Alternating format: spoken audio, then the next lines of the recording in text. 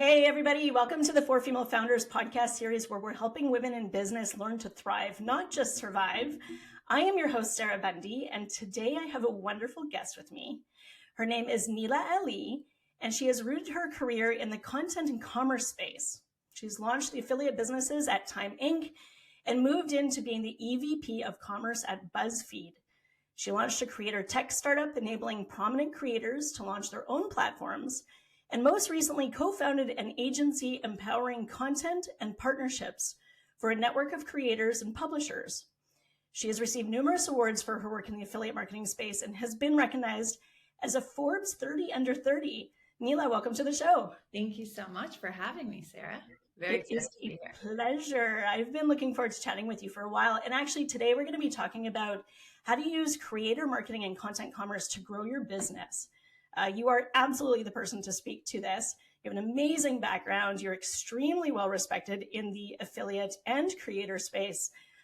Maybe start by telling us a little bit about you, how you got into it, and a little bit of your path kind of leading up to where you are today.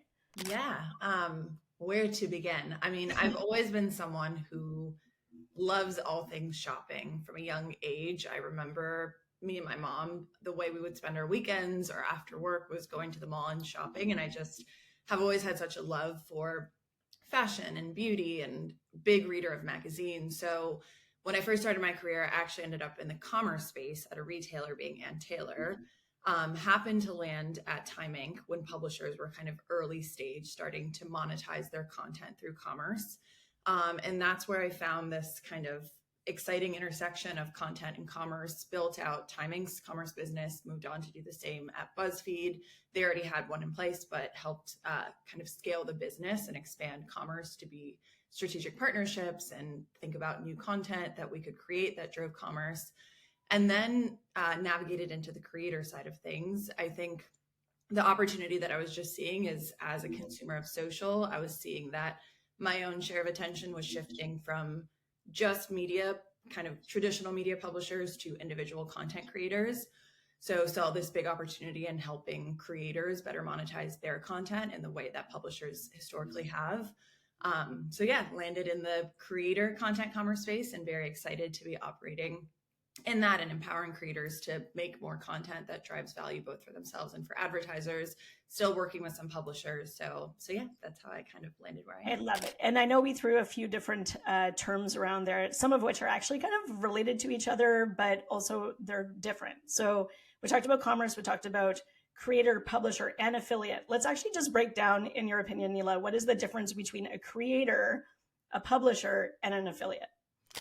Great question. I think they actually fall into like a Venn diagram. I don't necessarily think they're as different. I try to break it down as like, what is commerce content? To me, commerce content is content that the context of the content is inspiring the user to take an action. And that action can be anything from purchasing a product to going to watch a movie to, I don't know, booking a ticket or a flight to somewhere.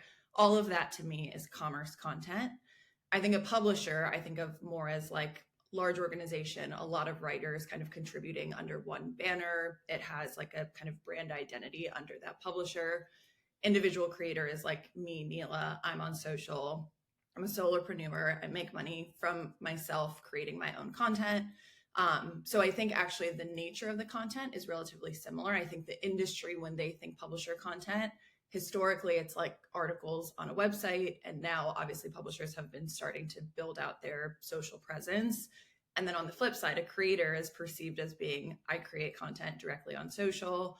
And the flip that I'm trying to encourage is creators starting to publish their content on blogs or newsletters. So I actually think the two are converging, but as an industry, we do still kind of identify them differently. And then affiliate is kind of, I would say, the monetization layer on top of all of that. So it's like I'm creating content, that content drives action. In the past, that action wasn't always monetized. I think the affiliate industry has enabled creators who are making content that generates value for wherever they're driving action to actually capitalize on that in a way that allows them to make more of that content. So yeah, I think of affiliate as one of the many monetization mechanisms for a creator, being a publisher or an individual creating commerce content.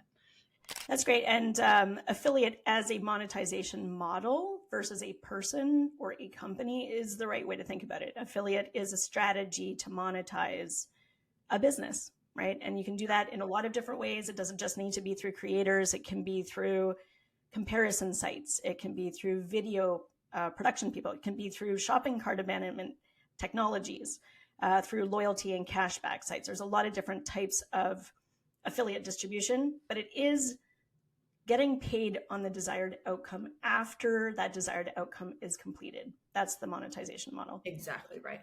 So your time at BuzzFeed, tell us what you were responsible for and how you helped grow the strategy there, and then how that ties into what you're doing today. Totally. So work at BuzzFeed, I would say, was like a multi-team effort. So by no means was I the one who is like solely responsible for the growth. I kind of played in the intersection of working with the editorial teams and then also working on the partnership side, enabling us to work with the brands who the editors were interested in promoting in content. So the kind of very basic affiliate model that we leaned on and built out in a big way was just shopping content. So that's a lot of the traditional BuzzFeed listicles that you might be used to seeing.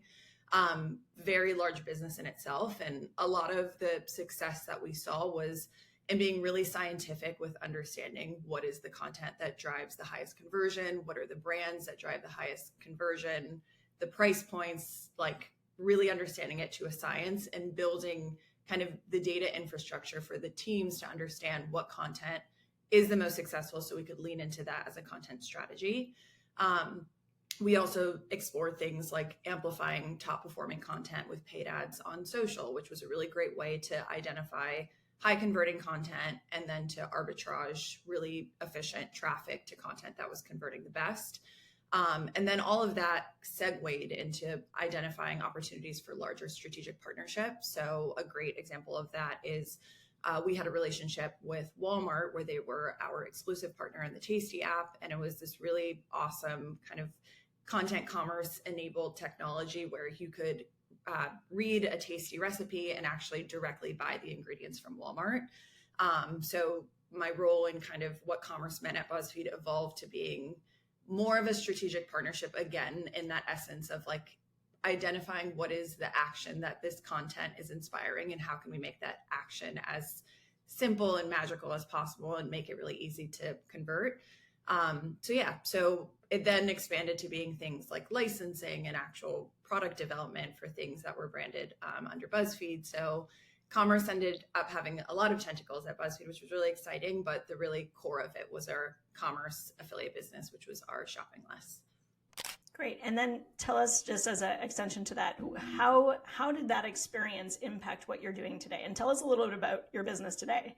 Yeah. So, I mean, what I always loved about BuzzFeed was there was such a spirit of testing and learning and pivoting as social change, which, as we know, changes every minute at this point. So I very much kind of built up that muscle at BuzzFeed, and in spirit of that, again, realized that there was a shift happening on social where individual content creators were really starting to capture share of attention, and that there was like content creators you'd follow for your recipes, for where to travel, for where to shop.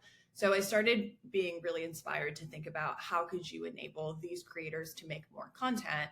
And in doing that, I realized that there's this big gap in there's all these amazing creators, but a lot of their business and monetization happens directly on social.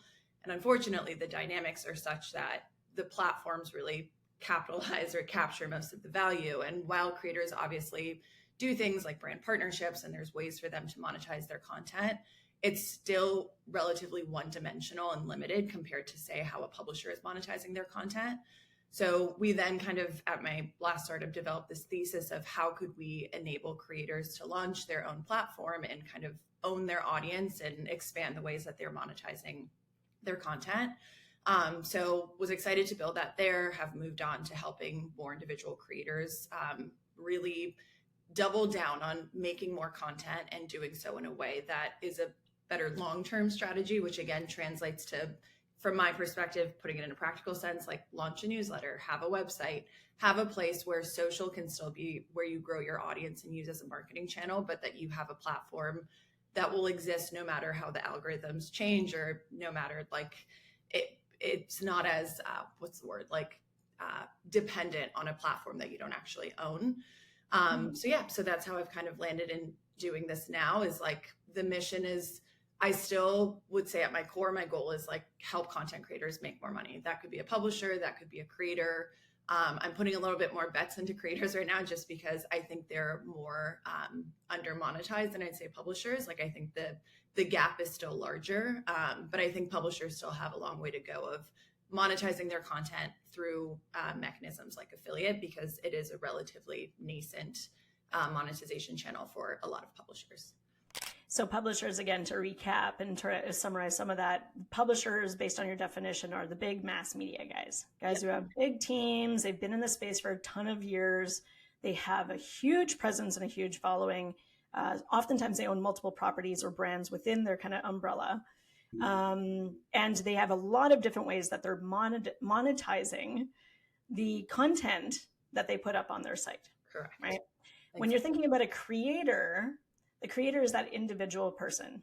They are, creating content on a regular basis. They're using video. They are using listicles. They're using reviews. Maybe they're doing unboxings.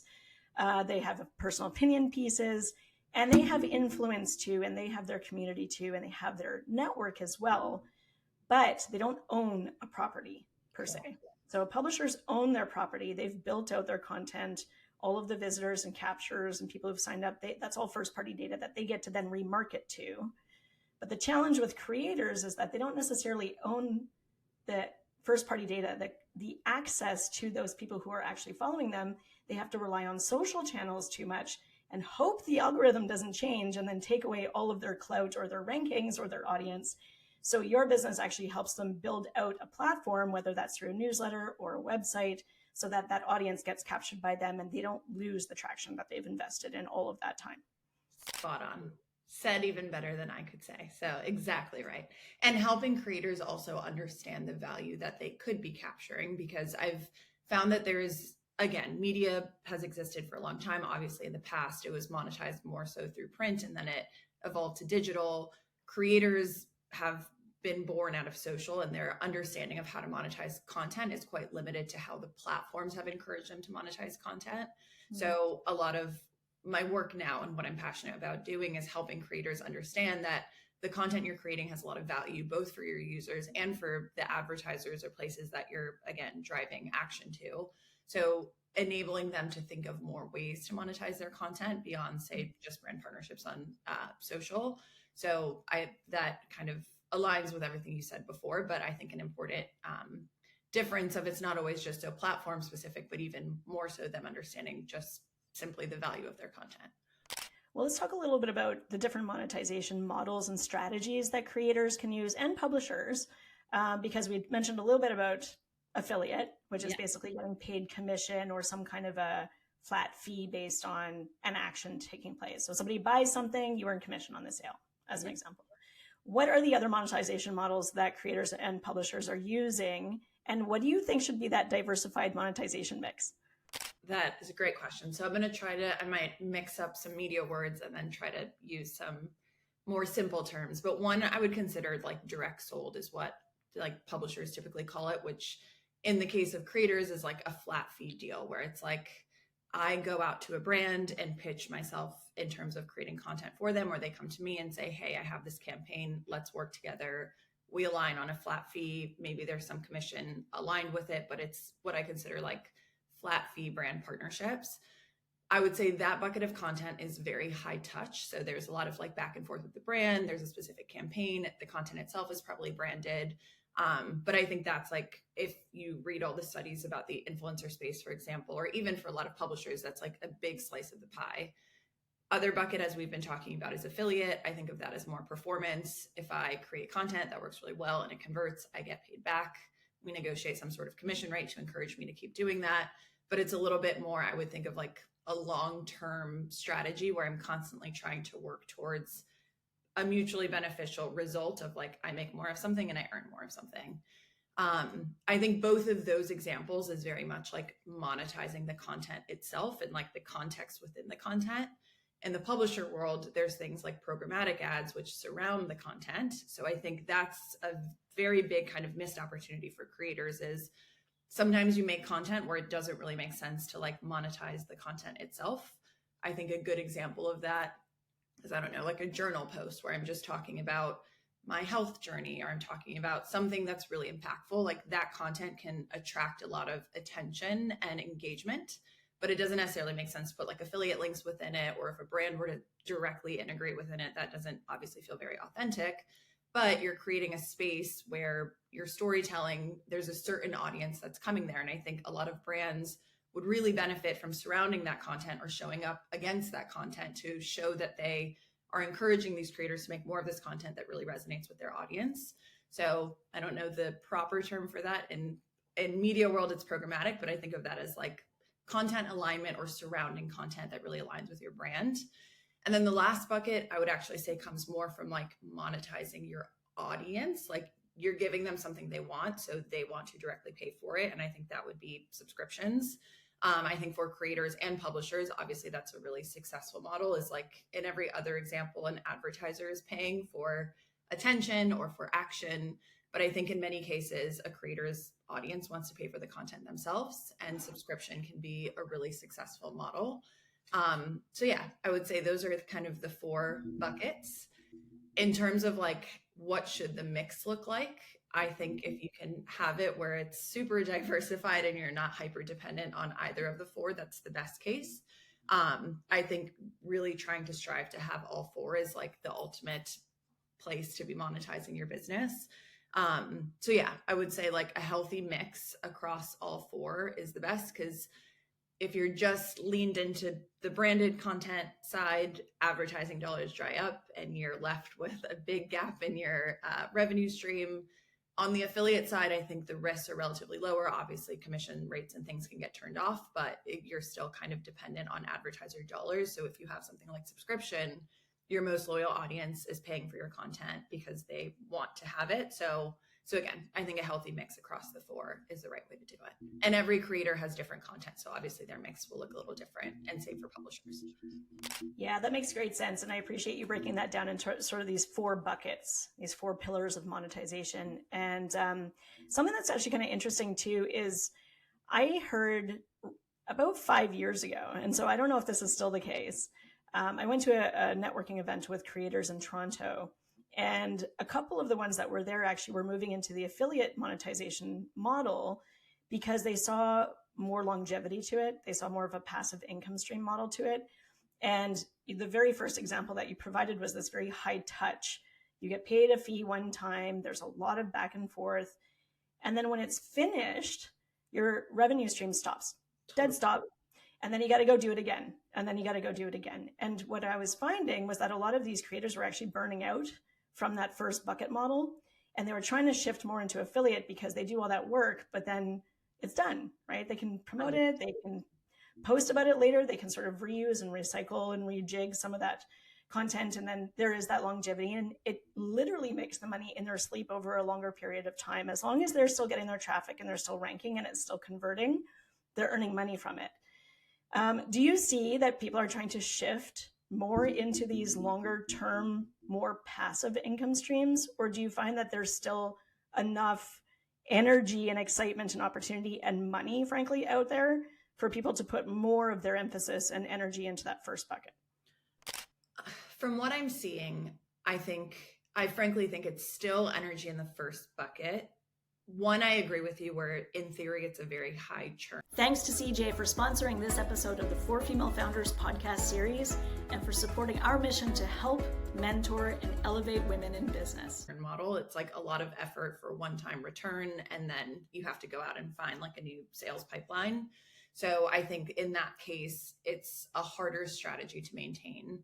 That said, while affiliate has great benefit and return, typically the return is not as high as doing something like a branded campaign with a flat fee. Personally, I think that's not because the value it's like a value mismatch. I actually think it's because affiliate tracking is still lagging to the value that is generated.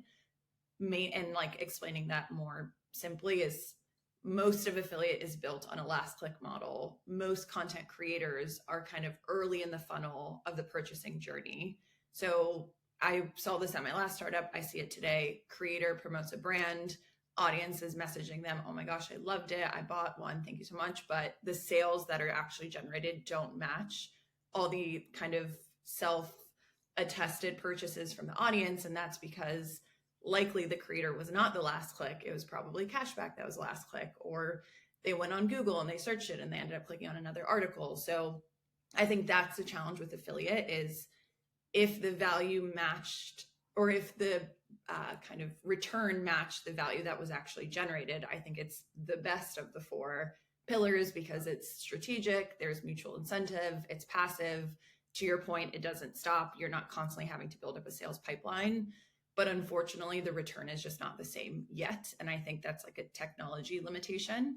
And also, I think there's ways around it, obviously, like commissioning much higher and like CPAs that are different than what the industry is currently used to.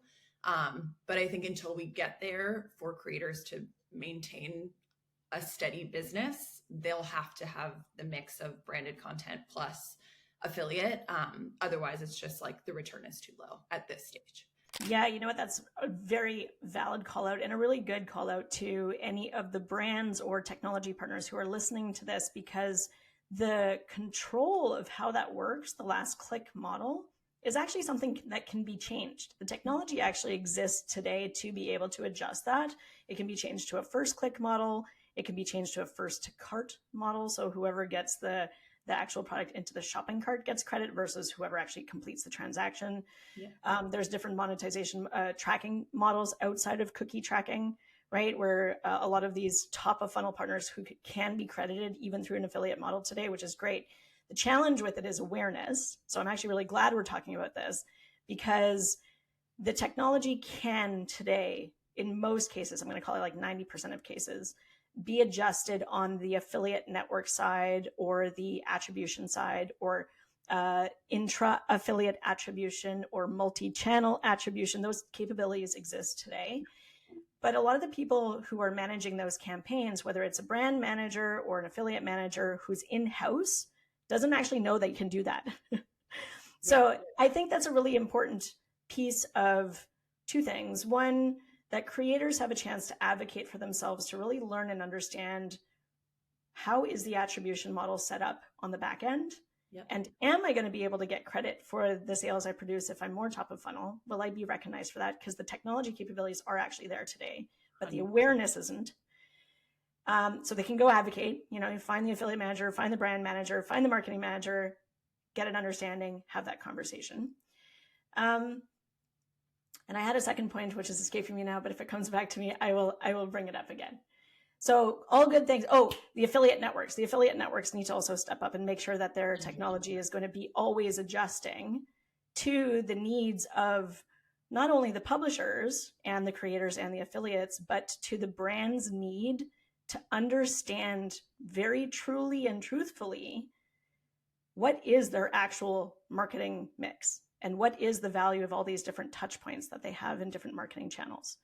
And so if they're not setting it up correctly on the technology and tracking front and the attribution front, then they're actually not getting an entirely honest picture of what's actually happening in the space, and then therefore where to invest their dollars and who to engage with and where to double down.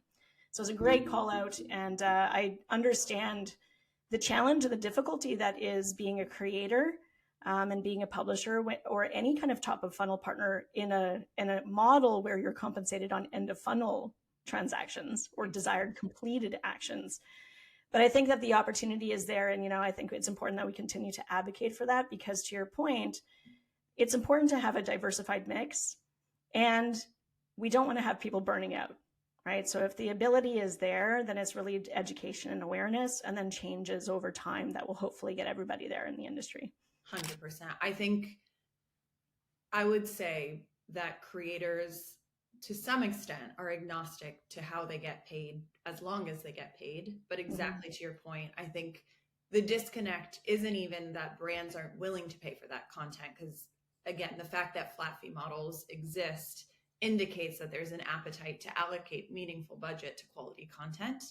But exactly to your point, there seems to be a disconnect in understanding the capabilities of the tools that exist in our industry for brands to lean into affiliate in a way that better rewards the content creators that are driving quality audience and new customer acquisition and really, like, from my perspective, quality shoppers. So I think if that problem is solved, both sides of, honestly, all three sides of the equation benefit: the advertiser, the creator, and then even the consumer, because selfishly, I love that content. I'd love for more of it to be made, but that content can't be made if the creators aren't compensated and they can't continue to lean into what is now their livelihood. So That's right. very passionate about solving it, because I think it just makes for a more interesting world. And I think we should be finding ways to enable content creators, whether it's a publisher or an individual creator, to make more content. Yeah, I love it very much, and I think we're all kind of clapping in the background here as we listen to this conversation. And yes, let's all continue to advocate for that. Let's talk a little bit about how brands should work with creators to get the most out of those partnerships. So we're going to put the monetization models aside for a second, and we're just going to focus on creators. What are your tips and suggestions for brands that are looking to work with creators today? I think the challenge I've recognized is, obviously, it still continues to be a relatively fragmented space, and there's appetite to find ways to efficiently work with a lot of creators at once. I think the right way to do it is to really find the individual creators who align with your brand messaging, who align with your audience, who post things where in the comments you were like, oh my gosh, what are you wearing? I love it. Like, there's so many micro interactions that creators inspire that I think are oftentimes lost in how brands transact with creators. So I think this might be too simplified of an answer, but to me, it's a high touch strategy. Like, you really need to do the homework to understand who are the right creators for the audience that you're looking to get in front of, and what are the kind of micro ways their audience engages with them. And then again, I think being too prescriptive and saying, I'm going to work with this creator and my ROAS expectation is X. Like, some creators are just really great at brand awareness. Like, their audiences pretends like they don't like social, but they actually like social. They follow all the like cool it girls. They end up buying everything that they recommend, but they're never going to click on a link. They're probably going to see your brand and then go secretly on their computer later and purchase it, or walk into a store and buy it. And that's really hard to measure. From something like affiliate, you really have to look at that in terms of like engagement or impressions, or like the calculus for success is very different. And there's other creators that are very action driving. Their audience is obsessed with everything they're buying. They click on all the things. Like, ROAS there is like much easier to measure. So I think my answer is like, it's not a one size fits all answer. It's every creator kind of drives, I would say, a different metric in that marketing mix. And I think being really intentional about who are your creators for engagement, who are your creators for conversion, and then finding creative ways to measure that. Again, knowing that there's some gaps in our industry today of how to fully capture the value that's being generated. I think that's the right way to do it. Again, relatively high touch, maybe not so scalable, but I think you would more effectively lead a high touch affiliate strategy with creators if you had less creators that you're intentional about, than just trying like a spray and forget it type model and like working with as many as possible. I don't think that's the right way to approach it. Yeah, I will 100% agree with that, and really focus on quality over quantity, really focus on alignment and value alignment and audience alignment, over just that person has a lot of followers, so let's get them in. It doesn't mean that they're your followers. It doesn't mean that they're the right type of partner for you. Exactly. So yes, I agree with the hand, pick, and choose. And I think that's going to be important for, again, regardless of the monetization model, brands need to find the right people who are going to find the right people. 100%. So what recommendations do you have for brands when they're thinking about putting together their budgets, when they're working with these creators? You know, if they're going to hand pick and choose the right ones, how should they be planning around that and making sure that they have the right compensation and budgets prepared to engage the right creators when they find them? So this is like very tactical advice, I would say, but I think helpful is think about the sort of content they're creating. For example, some creators do, and again, maybe I'll kind of use creators and publishers interchangeably, but if they're creating content where it's long form, there's a ton of hyperlinks, they feature a lot of products, the whole premise of I'm pushing for organic coverage by just like staying top of mind, having a high commission rate, kind of reminding of any exciting things happening with my brand. Much more likely if I'm a creator who's like linking a bunch all the time and has a lot of content with a lot of hyperlinks. If I'm a creator who's making one video a week on social, much more difficult to convince me to link to your brand in that one time per week that I'm making content. So I think thinking about how high touch their content is and like how much link inventory exists is one good way to think about how can I realistically use compensation as a lever to secure coverage. So if it's a creator that I'm like hyper excited to get in front of their audience, I really want to like guarantee exposure, set a budget aside for a flat fee. Like commissions are amazing, but it's just going to be very difficult to guarantee any sort of meaningful exposure. But if, again, you're trying to build like a long-term strategy or long-term partnership, they're linking a ton, you can kind of lean into more of the like traditional affiliate PR where it's just like stay top of mind. I'm going to give you a really high CPA. But I think just relying on a high CPA and building a budget and strategy around that will make it very difficult to really incentivize the creators you want to partner with strategically. Again, just given the nature of their content, like their link inventory is low and they have to be very strategic about how they monetize that. And I think if you want to reward them, do it in a way that benefits their business as well. Like I think it's intended to be mutually beneficial.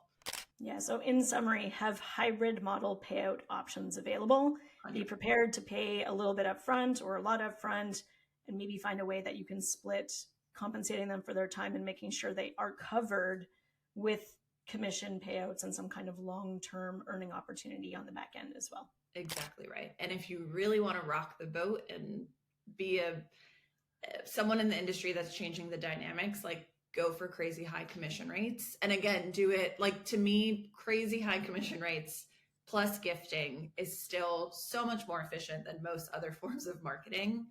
And it's just our industry has to get out of the mindset of a very specific ROAS target for affiliate. So again, all of that requires budget. Not every brand has the like luxury of giving away so much margin at the stage of their business that they're in. But I think if, to your point, quality over quantity, identify the like key creators that can be your brand advocates and find really creative ways to use the budget that you have to align with what they need to be incentivized to lean into your brand. And I'm more than confident it will pay off. I've seen it happen with so many brands throughout my career. It just requires thinking outside the box and outside the kind of typical ways that our industry has engaged with content creators. Yes, and it's actually just a really smart customer acquisition strategy. You know, maybe the commission payouts would be higher in the beginning, but you acquire that customer, and then through other marketing channels that you have, such as your email marketing campaigns or SMS campaigns, you can increase and extend that lifetime value of that customer. They come back and they purchase again, they come back and they purchase more. You can do upsells and cross sells. And it's because of those creators that you have that customer in the first place.